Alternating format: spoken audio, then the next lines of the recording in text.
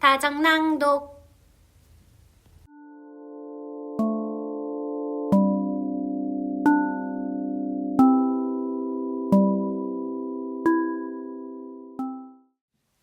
술집을 나온 라스콜리노프는 방으로 돌아옵니다.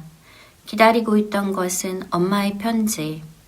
오랜만에 받은 소식인데 읽을수록 가슴이 미어집니다. 누이인 두냐가 결혼을 앞두고 있고 상대는 법률가입니다. 엄마는 기뻐하지만 라스콜리노프는 알고 있습니다. 이 결혼이 무엇을 의미하는지, 누이가 자신을 위해서 팔려가고 있다는 것을. 제1부 3장 엄마의 편지. 다음 날 라스콜리노프는 뒤숭숭한 잠에서 늦게 깨어났다.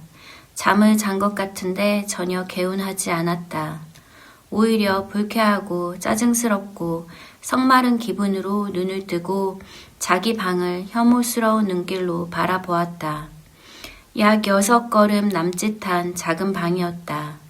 벽지는 먼지 쌓인 노란색으로 여기저기 벗겨져 있었다.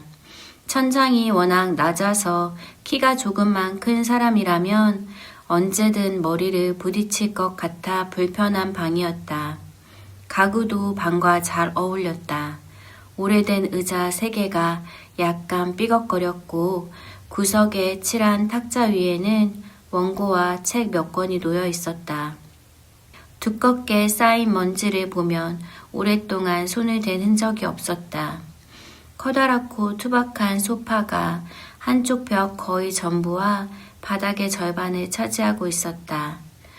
원래는 광목으로 덮여 있었겠지만 이제는 너덜너덜한 누더기가 됐고 라스콜리노프의 침대로 쓰이고 있었다. 그는 그 위에서 옷도 벗지 않고 시트도 없이 낡은 학생 외투를 덮고 자는 일이 다반사였다. 작은 베개 하나에 머리를 얹고 깨끗한 것이든 더러운 것이든 있는 속옷을 모두 그 밑에 덧받침으로 집어넣었다. 소파 앞에 작은 탁자가 하나 있었다. 이보다 더 지저분한 방이 있을까 싶었다. 하지만 라스콜리노프는 지금 이 상태에서 오히려 이 방이 마음에 들었다. 그는 거북이가 등껍질 속으로 들어가듯 모든 사람에게서 도망치고 있었다. 그를 시중들어야 하는 하인 여자가 방을 들여다볼 때마다 신경질적인 짜증을 온몸으로 표현했다. 한 가지에만 완전히 사로잡힌 강박적 집착에 빠진 사람들에게서 나오는 그 상태였다.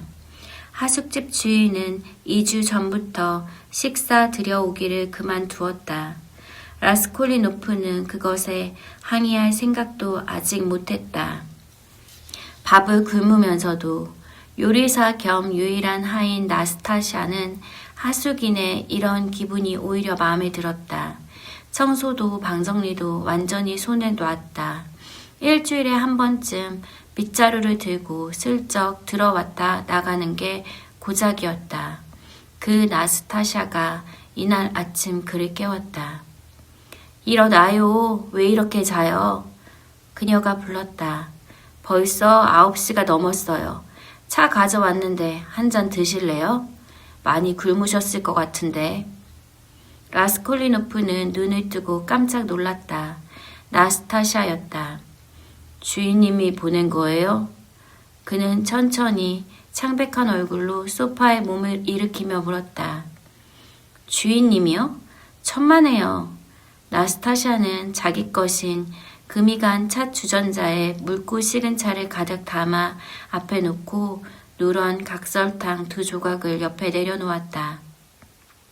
나스타샤, 이것 좀 받아요. 그는 주머니를 뒤지며 말했다. 옷을 입은 채 잤으니까. 동전 한 줌을 꺼냈다. 나가서 빵 하나만 사다 줘요. 그리고 정육점에서 소시지도 조금. 제일 싼 거로. 빵은 금방 사다 드릴게요. 그런데 소시지 대신 양배추 수프 어때요? 어젯밤 드시라고 남겨뒀는데 늦게 들어오셨잖아요. 맛있는 수프예요. 수프가 나오고 그가 먹기 시작하자 나스타샤는 소파 옆에 앉아 수다를 떨기 시작했다. 그녀는 시골 농가 출신으로 말이 아주 많은 여자였다. 프라스코바 파블로브나 마님이 경찰에 신고하시겠다고 하시던데요. 그녀가 말했다. 라스콜리노프는 얼굴을 찌푸렸다. 경찰에요? 뭘 원하는 거예요? 방세도 안 내고 방도 안 빼잖아요. 그러니까요. 젠장, 그것만 모자라군. 그는 이를 갈며 중얼거렸다. 아니야, 지금은 그러면 안 되지. 바보 같은 여자. 그는 큰 소리로 덧붙였다. 오늘 가서 얘기해야겠어. 바보 맞아요. 저도 마찬가지지만 그런데 당신은 그렇게 영리하면서 왜 자루처럼 여기 누워서 아무것도 안 하는 거예요? 전에는 애들한테 과외도 하러 다녔다고 했잖아요. 왜 지금은 아무것도 안 해요? 하고 있어요. 라스콜리노프는 퉁명스럽고 마지못해 말했다. 뭘요? 일을요. 어떤 일이요? 생각을 하고 있어요. 그는 잠시 후 진지하게 대답했다. 나스타샤는 웃음보가 터졌다. 그녀는 웃음이 많은 사람으로 뭔가 우스운 것이 있으면 소리 없이 웃으며 온몸을 덜덜 흔들었다. 몸이 아플 때까지. 그 생각으로 돈을 많이 버셨나요? 그녀는 겨우 말했다. 장화도 없이 과외하러 나갈 수 있나요? 그리고 진저리가 나서요. 밥줄을 걷어차지 마세요. 과외비가 너무 적어요. 몇 코페이카가 무슨 소용이에요. 그는 마치 자신의 속생각에 대답하는 것처럼 마지못해 말했다. 한꺼번에 큰 돈을 원하시는 거예요? 그는 이상한 눈길로 나스타샤를 바라봤다. 네, 큰 돈을 원해요. 잠깐 침묵 후 그는 단호하게 대답했다. 너무 서두르지 마세요. 무섭네요. 빵은 사다 드릴게요. 어떤 것으로 사올까요? 마음대로 해요. 아, 잊을 뻔했어. 어제 당신 없을 때 편지가 왔어요. 편지요? 제게요? 어디서요? 모르겠어요. 우체부한테 제 돈으로 3코페이카 줬는데 갚아주실 거죠? 알겠으니까 당장 가져와요, 제발. 라스콜리노프가 몹시 흥분하여 외쳤다. 맙소사. 잠시 후 편지가 왔다. 그것이었다. 알루에서 온 어머니의 편지. 받아드는 순간 얼굴이 창백해졌다. 오랫동안 편지를 받지 못했다. 하지만 그와 동시에 다른 무언가가 갑자기 심장을 찌르는 것 같았다. 나스타샤 나가줘요, 제발. 3코페이카 여기 있어요. 빨리 나가줘요. 손에 들린 편지가 떨렸다. 나스타샤가 있는 데서 열고 싶지 않았다. 혼자 이 편지와 단둘이 있고 싶었다. 나스타샤가 나가자 그는 편지를 얼른 입술로 가져가 가볍게 입을 맞췄다. 그리고 오래 바라보았다. 겸손하고 작은 필체, 읽기와 쓰기를 가르쳐준 어머니의 글씨체였다. 선뜻 열지 못했다. 무언가가 두려운 것 같았다. 마침내 편지를 뜯었다. 두꺼운 묵직한 편지였다. 이 온수는 넘을 것 같은 무게. 큰 편지지 2장에 아주 작은 글씨가 가득했다. 사랑하는 로데아. 편지로 내게 말을 건넨 지 2달이 됐구나. 그것이 나를 얼마나 괴롭혔는지 모른단다. 밤에 잠도 못 이루며 너를 생각했어. 하지만 어쩔 수 없이 침묵할 수밖에 없었던 것은 그건 탓하지 않겠지? 내가 나를 얼마나 사랑하는지, 내가 너를 얼마나 사랑하는지 너도 알잖니? 너는 두냐와 내 전부야. 우리의 유일한 희망이고 유일한 버팀목이야. 네가 몇 달 전에 생활비가 없어서 대학을 그만두고 과외도 다른 일로 잃었다는 소식을 들었을 때 내가 얼마나 가슴이 아팠는지 모른단다. 1년에 120루블 연금으로 어떻게 너를 도울 수 있겠니? 4개월 전에 보낸 15루블은 이 고을의 상인 바실리 이바노비치 바루신에게 아버지의 친구이기도 한 자상한 분이란다. 연금을 담보로 빌린 것이었어. 연금 수령권을 그분에게 넘겼으니 빚이 다 갚아질 때까지 기다려야 했고 그게 이제야 되었단다. 그래서 그동안 아무것도 보낼 수가 없었어. 하지만 이제 하느님께 감사하게도 뭔가 더 보낼 수 있을 것 같다. 사실 지금 우리에게 좋은 일이 생겼단다. 빨리 알려야 할 것 같아. 로디야, 두나가 6주 전부터 나와 함께 살고 있고 앞으로도 헤어지지 않을 거라는 거 알고 있니? 하느님께 감사하게도 두니아의 고생은 끝이 났어. 하지만 순서대로 다 이야기해 줄게. 2달 전에 네가 편지로 스비드리 가일로프 집에서 두냐가 많이 힘들다는 소식을 듣고 자세히 알려달라고 했을 때 사실대로 다 쓰면 어쩌겠니? 아마 내가 걸어서라도 왔을 거야. 내 성격과 마음을 알고 있으니까. 여동생이 모욕당하는 꼴을 두고 볼 사람이 아니잖니. 나도 절망스러웠지만 어쩔 수가 없었단다.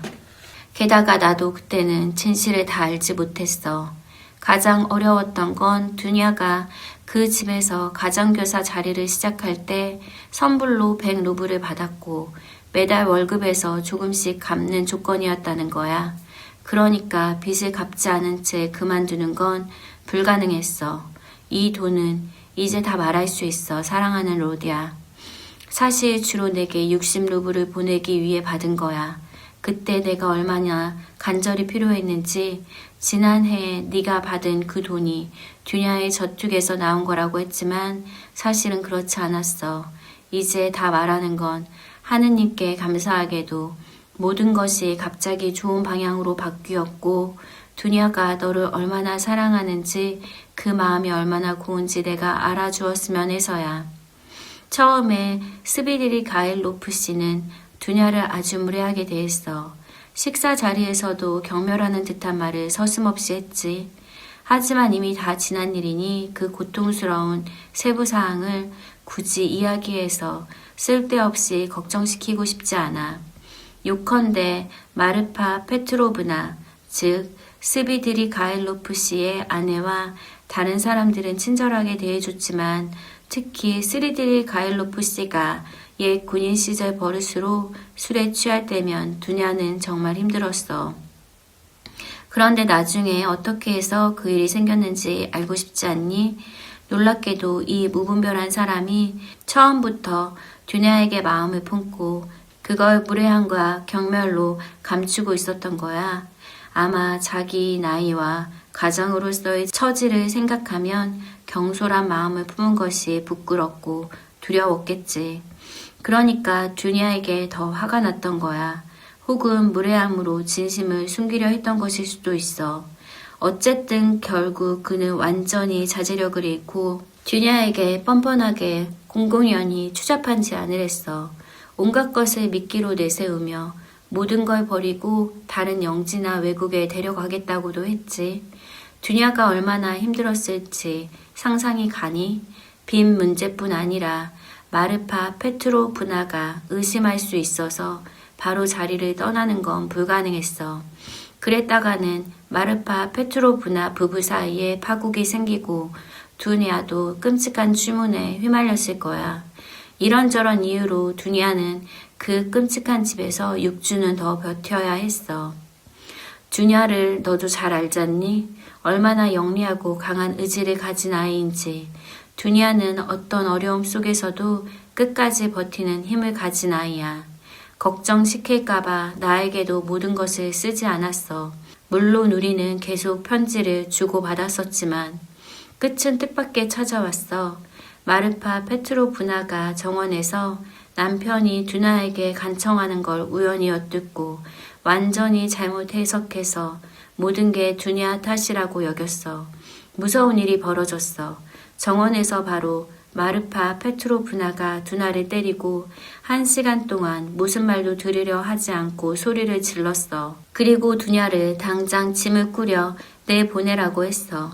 두냐의 짐을 다 챙기기지도 않고 쑤셔 넣어 평범한 짐마차에 실었어. 심지어 비까지 쏟아졌어. 두냐는 모욕과 수치를 당한 채 농부가 보는 덮개도 없는 마차에 앉아 27km를 달려 우리 마을로 왔단다. 2달 전 내 편지에 어떻게 답장을 쓸 수 있었겠니? 절망스러웠어. 진실을 쓰면 네가 너무 슬프고 분하게 여길 거고 또 어떻게 할 수도 없는 처지였잖아. 그냥 사서 걱정할 것이고 그렇다고 괴로운 마음에 시시한 이야기나 쓸 수도 없었어. 한 달 동안 온 마을에 이 추문 이야기가 퍼졌어. 두냐와 나는 마을 사람들의 경멸하는 눈길과 수군거림과 심지어 공공연한 말들 때문에 교회에도 가지 못했어. 지인들은 다들 피하고 길에서 인사도 안 했어. 어떤 가게 점원들과 하급 관리들이 우리 집 대문에 타르를 칠하는 방식으로 망신을 주려 했다는 얘기도 들었어. 집주인마저 방을 빼라고 하기 시작했어. 이 모든 게 마르파 페트로브나가 벌인 짓이었어. 동네 사람들을 다 알고 그 한 달 동안 마을에 수시로 드나들며 수다스러운 성격으로 온 동네에 두냐를 헐뜯고 험담을 퍼뜨렸어. 그런데 하나님께 감사하게도 고통은 빨리 끝났어. 스비드리일 가일로프 씨가 정신을 차리고 뉘우쳤어. 아마 두냐가 가엾다고는 생각이 들었겠지. 마르파 페트로브나에게 두냐가 결백하다는 확실한 증거를 내놨어. 마르파 페트로브나가 정원에서 그들을 목격하기 전에 두냐가 개인적인 만남을 거절하며 써준 편지가 있었는데 그걸 내놓은 거야. 그 편지에서 두냐는 마르파 페트로브나를 향한 의무를 상기시키며 가장의 처지에서 아무 방어 능력도 없는 불행한 처녀를 괴롭히는 게 얼마나 비열한 짓인지를 강하게 나무랐어. 사랑하는 로드야, 그 편지가 너무 고귀하고 감동스럽게 쓰여 있어서 읽으면서 울었어. 지금도 읽을 때마다 눈물이 나. 게다가 하인들의 증언도 두냐의 명예를 회복시켜줬어. 그들은 스비드리 가일로프 씨 자신이 짐작했던 것보다 훨씬 더 많이 보고 알고 있었어. 하인이란 항상 그런 법이잖아. 마르파 페트로브나는 완전히 충격을 받고 다시 무너졌다고 스스로 말했어. 하지만 두냐의 결백을 완전히 믿게 됐어. 바로 다음 날인 일요일 그녀는 성당으로 가서 성모님 앞에 무릎을 꿇고 이 새로운 시련을 견디고 의무를 다할 힘을 달라고 눈물로 기도했어. 그러고는 성당에서 바로 우리에게 와서 모든 것을 이야기하고 엉엉 울고 진심으로 용서를 빌며 두 나리를 끌어안았어. 그날 아침 바로 마을 집집이 돌아다니며 눈물을 흘리며 두냐의 결백과 고귀한 품성을 강하게 주장했어. 게다가 두냐가 스비드리 가일로프 씨에게 쓴 편지를 보여주고 읽어주면서 심지어 베껴가는 것도 허락했어. 이건 좀 지나쳤다고 생각하지만 이렇게 며칠 동안 마을 전체를 돌아다녔는데 어느 집을 먼저 방문했느냐로 서운해하는 사람들이 생겨서 차례를 정해야 했어. 그래서 어느 집 어느 날 방문해 편지를 읽는다는 게 미리 알려지면 사람들이 모여들고 이미 여러 번 들은 사람들도 또 왔어. 좀 지나치다 싶지만 그게 마르바 페트로브나의 성격이야. 어쨌든 두냐의 명예는 완전히 회복됐고 오히려 이 추문의 오명이 남편에게만 고스란히 남게 됐어. 솔직히 그 불쌍한 사람이 너무 가혹하게 당하는 것 같아 안쓰럽기까지 했어. 두냐에게는 여러 집에서 과외 요청이 들어왔지만 거절했어. 갑자기 모든 사람이 두냐를 각별하게 대하기 시작했고 이것이 지금 우리 운명을 바꾸어 놓은 사건으로 이어졌어. 로디야, 알아야 해. 두냐에게 청혼자가 생겼고 두냐가 승낙했어. 빨리 알려야 할 것 같아서 내 동의 없이 결정된 것이지만 섭섭하지 않겠지? 기다렸다가 내 의견을 들을 처지가 아니었거든. 현장이 없으면 모든 사실을 판단할 수 없잖니? 일이 이렇게 됐어. 그분은 법률 고문관이야. 표트르 페트로비치 루진이라고 마르파 페트로브나와 먼 친척벌이야. 이 혼사를 마르파 페트로브나가 아주 적극적으로 주선해줬어. 마르파 페트로브나를 통해 우리와 알고 싶다는 뜻을 전해왔어. 정식으로 만났고 그분이 커피를 함께 마셨어. 바로 다음날 정중하게 청원 편지를 보내 빠른 답변을 원했어. 매우 바쁜 분이고 페테르부르크에 빨리 가야 하기 때문에 시간이 촉박하다고 했어. 물론 처음엔 우리도 너무 빠르고 갑작스러워서 깜짝 놀랐어. 하루 종일 이야기하고 생각했어. 믿을 수 있는 분이야. 관직이 2개나 있고 이미 재산도 갖추었어. 45살이긴 한데 그래도 꽤 보기 좋은 외모로 여성들에게도 충분히 매력적으로 보일 수 있어. 아주 점잖고 반듯한 분이야. 다만 좀 무뚝뚝하고 약간은 거만한 면이 있는 것 같기도 한데 그건 첫인상일 수도 있어. 로디야, 그분이 곧 페테르부르크에 오시면 너무 서둘러 판단하지 말아줘. 처음에 마음에 들지 않는 점이 있더라도 내가 이렇게 당부하는 건 그분이 내게 좋은 인상을 줄 거라고 확신하기 때문이야. 어떤 사람이든 가까이 직접 보지 않으면 알 수 없다는 걸 기억해. 루진 씨를 보면 여러 면에서 진실로 훌륭한 분이야. 처음 방문했을 때 그분은 자신이 실용적인 사람이면서도 가장 진보적인 세대에 많은 신념을 공유한다고 하셨어. 모든 편견에 반대한다고도 하셨어. 말씀을 많이 하셨는데 좀 자만심이 있고 경청받기를 좋아하시는 것 같았어. 하지만 그건 약점이라고 할 수 없잖니? 나는 물론 말씀의 많은 부분을 이해 못했지만 두냐가 설명해 줬는데 대단한 교육을 받은 분은 아니지만 영리하고 마음씨 좋아 보인다고 했어. 두나 성격은 내가 알잖니? 결단력 있고 분별 있고 참을성 있고 너그러운 아이야. 하지만 가슴은 열정적이야. 물론 그분 쪽에서도 두냐 쪽에서도 깊은 사랑이 있다고는 하기 어려워. 하지만 두냐는 영리하고 천사 같은 마음을 가졌으니 남편을 행복하게 하는 것을 자기 의무로 삼을 거야. 그리고 그분도 두냐의 행복을 위해 노력하지 않을 이유가 없잖아. 두냐에게는 약간의 성격 차이나 의견 충돌, 그건 어떤 결혼이든지 있을 수 있는 일이고 그런 일이 있다라고 하더라도 그것에 스스로 대처할 수 있다고 했어. 신뢰할 수 있는 솔직한 관계가 된다면 많은 것을 감수할 준비가 됐다고 말이야. 예를 들어 처음엔 좀 퉁명스럽다는 인상을 받았어. 하지만 직설적인 분이라서 그럴 수 있어. 2번째 방문할 때 두냐가 승낙한 후 대화 중에 그분은 좋은 평판을 가진 지창금 없는 아가씨와 결혼하겠다고 미리 마음먹었다고 했어. 가난을 겪은 아가씨여야 한다고도 했어. 남편이 아내에게 빚지는 게 아니라 아내가 남편을 은인으로 여겨야 한다고. 내가 쓰는 것보다 더 정중하게 말씀하셨을 텐데 말씀의 취지는 이랬어. 미리 생각한 말이 아니라 대화 중에 자연스럽게 나온 말이었고 나중에 그분도 말을 다듬으려 하셨어. 하지만 나는 좀 무례하다는 인상을 받았고 나중에 두냐에게도 그랬다고 했어. 두냐는 말이 행동은 아니잖아요 라고 대답했어. 물론 맞는 말이지. 두냐는 결정하기 전날 밤 잠을 못 이루고 내가 자는 줄 알고 침대에서 일어나 밤새 방을 왔다 갔다 했어. 마침내 입군 앞에 무릎을 꿇고 오래 간절히 기도했고 아침이 되자 결심했다고 말했어. 페트로비치 씨가 페테르부르크로 출발해 법률 업무가 많고 법률 사무소를 열 계획이야. 오랫동안 민사 및 상사 소송을 다루었고 얼마 전에 중요한 사건을 이겼어. 원로원에서도 중요한 사건이 있어서 페테르부르크에 가야 해. 그러니 로디야, 그분이 여러 면에서 내게 큰 도움이 될 수 있어.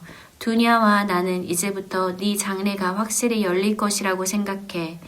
아, 이것이 실현된다면 하느님이 주신 축복으로밖에 볼 수 없어. 두냐는 다른 생각을 못할 정도야. 그분에게 슬쩍 얘기도 해봤어. 물론 조심스럽게 대답하셨어. 비서가 필요한 건 사실이고 쓸 사람이 있다면 낯선 사람보다 친척에게 월급을 주는 게 낫다고 말이야. 단 그 역할에 맞는 능력이 있다면 능력이 있다는 건 의심할 여지가 없지. 하지만 대학 공부와 사무실 일을 병행할 시간이 있는지 의문을 표하셨어. 일단 그 자리에서 이야기가 거기서 멈췄지만 두냐는 그 생각만 하고 있어. 며칠째 열병 같은 상태야. 벌써 네가 결국 루진 씨의 사무소의 동업자가 되는 구체적인 계획도 세워놓았어. 법학과 학생이니까 충분히 가능한 일이잖아. 나도 완전히 동의하고 두냐의 계획과 희망을 나의 것으로 여기고 있어. 페트르 페트로비치 씨가 지금 당장 적극적인 태도를 보이지 않는 것은 자연스러운 일이야. 아직 너를 모르는데. 하지만 두냐는 미래 남편에 대한 영향력으로 모든 것을 이룰 수 있다고 굳게 믿어. 물론 이런 먼 미래의 계획은 그분에게 함부로 말하지 않았어. 동업자 이야기는 특히. 그분은 실용적인 분이라 공상처럼 들릴 수도 있으니까. 대학 학비 부담에 대해서도 아직 한마디도 하지 않았어. 첫째로 나중에 저절로 이루어질 테고 그분도 듀냐에게 그걸 거절하지 못할 테니까. 그리고 네가 사무실에서 직접 손이 됨으로써 도움을 자선이 아니라 일의 대가로 받을 수 있잖아. 듀냐가 그렇게 하고 싶어 하고 나도 동의해. 다른 이유도 있어. 처음 만날 때 네가 대등한 처지로 느끼게 해주고 싶었어. 듀냐가 열정적으로 네 얘기를 했더니 그분은 가까이서 직접 보지 않으면 사람을 판단할 수 없다며 직접 내 의견을 가지겠다고 하셨어. 나는 소중한 로디야. 솔직히 어떤 이유에서 표트르 페트로비치 씨와의 관계없이 그냥 나만의 어쩌면 노파다운 생각으로 결혼 후에 그들과 함께 사는 것보다 혼자 따로 사는 게 더 낫지 않을까 싶기도 해. 그분이 너그럽게 나를 함께 살도록 청할 거라고 확신하지만 나는 사양할 생각이야. 살면서 사위와 장모 사이가 항상 좋지만은 않다는 걸 몇 번이나 봤거든. 아무에게도 조금도 짐이 되고 싶지 않고 나 자신을 위해서도 내 식구들이 있는 한 독립적으로 살고 싶어. 가능하다면 너희 가까이 어딘가에 자리 잡으면 좋겠어. 왜냐하면 로디야, 가장 기쁜 소식을 편지 끝에 남겨두었기 때문이야. 들어봐. 사랑하는 아이야. 어쩌면 우리가 아주 빨리 3년 가까운 이별 후에 다시 서로 품에 안길 수 있어. 두냐와 내가 페테르부르크로 출발하기로 확실히 정해졌어. 언제인지는 모르지만 아주 곧. 어쩌면 일주일 안에 페트르 페트로비치 씨가 페테르부르크에 자리를 잡고 알려주시는 대로야. 그분이 서두르시는데 가능하다면 성모님 단식 전에 아니면 적어도 그 직후에 식을 올리고 싶어 하셔. 아, 너를 얼마나 꼭 끌어안을지. 듀냐는 너를 만난다는 기쁨으로 페트르 페트로비치 씨와 결혼하는 거라고 농담으로 말할 정도야. 천사 같은 아이야. 듀냐는 지금 내게 아무것도 쓰지 않겠다고 했어. 할 말이 너무 많아서 몇 줄로는 아무 말도 못하고 써봤자 흥분만 한다고. 대신 사랑과 무수한 입맞춤을 전하래. 머지않아 만나게 되겠지만 그래도 2, 3일 안에 될 수 있는 대로 돈을 좀 보낼게. 듀냐가 페트르 페트로비치 씨와 결혼한다는 말이 퍼지자마자 갑자기 내 신용이 좋아져서 아파나시 이바노비치가 지금은 연금 담보로 75루블까지도 빌려줄 것 같아. 그러니까 25루블, 아니 30불은 보낼 수 있을 것 같아. 더 보내고 싶지만 여행 경비가 걱정돼. 표트르 페트로비치 씨가 여행 경비 일부를 내신다고 했어. 짐과 큰 트렁크는 그분 지인을 통해 옮기기로 했어. 하지만 페테르부르크에 도착해서 처음 며칠은 돈이 필요할 테니. 듀냐와 나는 여행 경비를 전부 세어봤어. 철도역까지는 90베르스타밖에 안 되고 아는 마부와 미리 얘기해 두었어. 거기서 듀냐와 나는 3등으로 편안히 갈 수 있어. 그러면 25루블이 아니라 30루블도 보낼 수 있을 것 같아. 하지만 됐어. 벌써 편지지 2장을 가득 채웠고 더 이상 쓸 자리가 없어. 일이 얼마나 많이 있었는지. 그리고 이제 사랑하는 로디야, 너를 꼭 끌어안고 어머니의 축복을 보낸다. 만날 때까지 듀냐 누나를 사랑해줘, 로디야. 그 아이가 너를 사랑하는 것처럼 너 자신보다도 더 널 사랑하는 마음을 천사 같은 아이야, 로다. 너는 우리에게 전부야. 우리의 유일한 희망이고 유일한 위안이야. 네가 행복하면 우리도 행복해. 로디야, 아직도 기도하니? 창조주와 우리 구원자의 자비를 믿니? 요즘 세상에 퍼지는 불신앙의 새 정신이 내 마음을 건드리지 않았는지 두렵기도 해. 만약 그렇다면 너를 위해 기도할게. 아이야, 아버지가 살아계실 때 어린 너가 내 무릎에 앉아 기도를 따라 하던 것을 그때 우리가 얼마나 행복했는지 기억하니? 안녕히 있어. 만날 때까지. 따뜻하게 많은 입맞춤과 함께 너를 안아. 죽을 때까지 너의 어머니 풀 헤라리아 라스콜니코바. 편지를 읽는 거의 처음부터 라스콜니노프의 얼굴은 눈물에 젖어 있었다. 하지만 다 읽었을 때 얼굴은 창백하게 일그러져 있었고 입술에는 쓰고 분하고 독한 미소가 떠 있었다. 그는 먼지 쌓인 낡은 베개에 고개를 얹고 잠시 생각에 잠겼다. 오래오래 심장이 격렬하게 뛰었고 머릿속은 소용돌이 쳤다. 마침내 그 작은 노란 방이 벽장 같고 상자 같은 방이 답답하고 숨막혔다. 눈도 마음도 공간을 찾았다. 그는 모자를 집어 들고 나갔다. 이번엔 누구를 만날까 두렵다는 생각도 없었다. 그 두려움을 잊어버렸다. 바실리에스키 대로를 따라 바실리에스키 섬 방향으로 걸음을 옮겼다. 어딘가 급하게 가는 사람처럼 걸었지만 언제나처럼 길을 의식하지 못하며 지나가는 사람들이 놀랄 정도로 혼자 중얼거리고 큰 소리로 말하기도 했다. 많은 사람들이 그를 취한 사람으로 여겼다. 다정낭독